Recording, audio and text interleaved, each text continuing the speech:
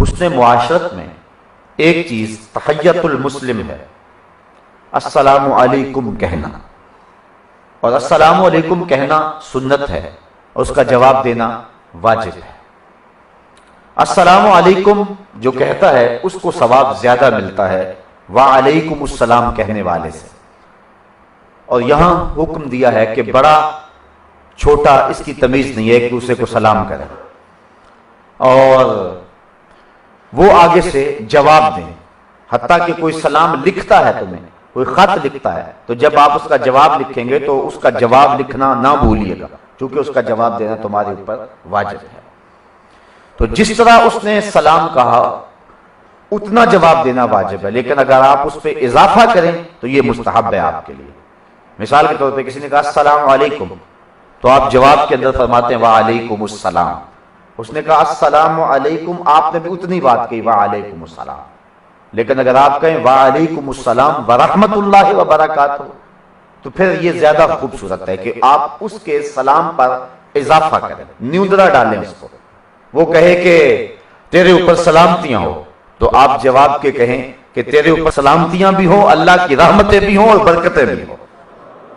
تو اس طرح یہ آداب ہیں سلام کے، اور جو کھڑا ہے وہ بیٹھے ہوئے کو سلام کرے، جو چل رہا ہے وہ کھڑے ہوئے کو سلام کرے، اور جو سواری پر ہے وہ پیدل کو سلام کرے، اور اس طرح جو بہتر سواری پر ہے وہ اپنے سے کم تر سواری پر بیٹھے ہوئے شخص کو سلام کرے تاکہ اسے تکبر ٹوٹے۔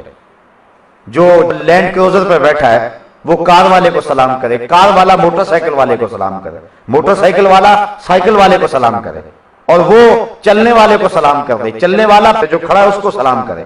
اور جو کھڑا ہے وہ بیٹھے ہوئے کو سلام کرے، اور بیٹھا ہوا ہے جو لیٹے ہوئے کو سلام کرے۔ اس طرح جو ہے جو اعلیٰ درجے پر ہو وہ سلام کا آغاز کرے اور پھر وہ اس کا جواب دے، اور اس کے ساتھ اگر مصافحہ کر لے تو وہ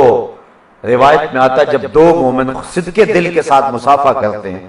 تو ان کے ہاتھ جدا ہونے سے قبل اللہ دونوں کے صغیرہ گناہ معاف فرما دیتا ہے۔ اللہ اکبر، حضور خوبصورت مصافحہ کرتے، اپنے دونوں ہاتھوں میں اس شخص کا ہاتھ لے لیتے، اور پھر جتنی دیر تک وہ آمادہ نہیں ہوتا تھا حضور ہاتھ نہیں چھوڑتے تھے، اور ہاتھ کو تھوڑا سا دبانا یہ بھی مسنون ہے، اتنا نہ دبائیں کہ اس کو بیچارے کو تکلیف ہو۔ اس طرح معانقے کا بھی یہی معاملہ ہے کہ معانقہ کریں، کسی سے گلے مل سکتے ہیں، اگر وہ شخص جس سے آپ معانقہ کر رہے ہیں وہ محل شہوت نہ ہو اور فتنے کا اندیشہ نہ ہو تو معانقہ کریں، اگر ایسا کوئی اندیشہ موجود ہے تو پھر معانقے سے گریز کریں۔ تو اس کو آپ اپنے گلے سے لگائیں اور اس کو دبائیں، لیکن اتنا نہ دبائیں کہ اس بیچارے کو تکلیف شروع ہو جائے، جس طرح کہ بعض لوگ زور آزمائی شروع کر دیتے ہیں۔ پھر آپ معانقہ یا مصافحہ کرتے ہیں تو اس میں دیکھیں کہ میرا معانقہ اور میرا مصافحہ کیا اس کے لیے باعث راحت ہوگا۔ بعض کا ایسا ہوتا ہے کہ گرمی کی شدت ہوتی ہے اور دونوں لوگ پسینے میں شرابور ہوتے ہیں، تو اس وقت بہتر یہ ہے کہ سلام ہی کر لیا جائے یا کم از کم مصافحہ کر لیا جائے۔ کچھ لوگ اس وقت بھی مصر ہوتے ہیں کہ معانقہ کیا جائے، تو اس وقت معانقہ جو ہے وہ دونوں کے لیے جو ہے وہ تکلیف کا باعث بنے گا۔ اس لیے جب کسی دوسرے مومن کو تکلیف کے امکان